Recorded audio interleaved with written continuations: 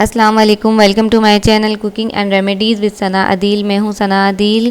कैसे हैं सब? उम्मीद है सब लोग ठीक ठाक होंगे। आज मैं आप लोगों के साथ जो रेसिपी शेयर कर रही हूं वो है स्ट्रॉबेरी आइसक्रीम।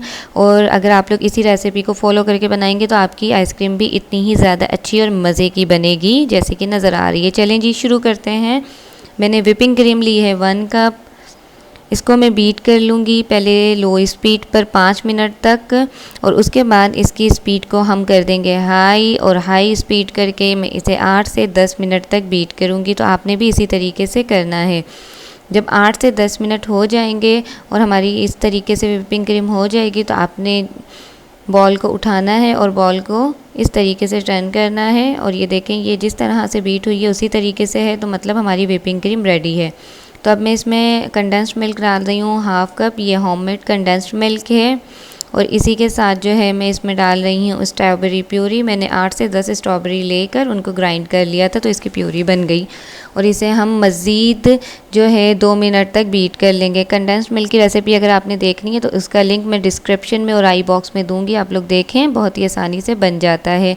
यहाँ मैंने रेड फूड कलर 1 पिंच मतलब कि 1 चुटकी डाला है, और इसे मैंने 1 मिनट तक बीट कर लिया है। अब इसे किसी चम्मच की मदद से आप इस तरीके से हिला लें ताकि जो कलर है वो सब पूरी आइसक्रीम में इक्वल आ जाए। उसके बाद हमने इसे एक कंटेनर में निकाल लेना है। ध्यान रहे कि जो भी आप बाउल या कंटेनर लें वो एयर टाइट होना चाहिए। तो ये जो प्यूरी हमारी थोड़ी सी बच गई थी, ये मैंने ऊपर डाल दी है। आपके पास भी बचे तो डाल दें, नहीं तो कोई मसला नहीं है। तो इसे मैं एक टूथपिक की मदद से सेट कर दूंगी, आगे पीछे कर लूँगी। तो चलें, जब तक मैं ये कर रही हूँ आप लोग कर लें जल्दी से वीडियो को लाइक, और साथ ही साथ कर लें चैनल को सब्सक्राइब, और साथ में जो ये बेल का आइकन है इसको लाजमी प्रेस करें ताकि आने वाली हर नई वीडियो का नोटिफिकेशन आपको मिल सके। और जो है आप इसके अलावा मुझे फेसबुक और इंस्टाग्राम पर भी फॉलो कर सकते हैं, उसका लिंक मैं डिस्क्रिप्शन में दूँगी। चलें जी, इससे हम रख देते हैं रेफ्रिजरेटर में ओवरनाइट के लिए। तो यहाँ सुबह हो गई है, हमने ओवरनाइट आइसक्रीम को रख दिया था। तो अब खोल के देख लेते हैं। हमारी आइसक्रीम बिल्कुल तैयार है। ये देखें कितनी ही ज़्यादा सॉफ्ट और अच्छी बनी है।